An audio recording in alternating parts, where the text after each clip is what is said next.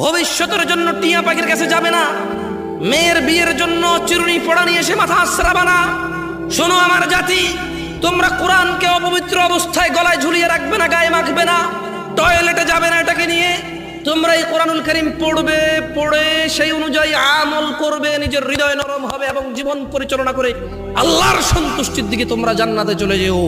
শোনো আমার জাতি, ইবুদুল্লাহ, আল্লাহ ছাড়া অন্য কারো ইবাদত হবে না। মুশকিল উদ্ধারকারী কে? সন্তান দাতা কে? সুস্থতাকারী কে?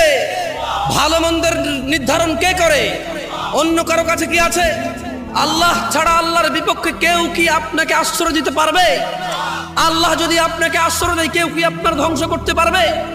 আল্লাহ যদি আমার আর আপনার জন্য জাহান্নামকে নির্ধারণ করে, কেউ কি উদ্ধারকারী আছে?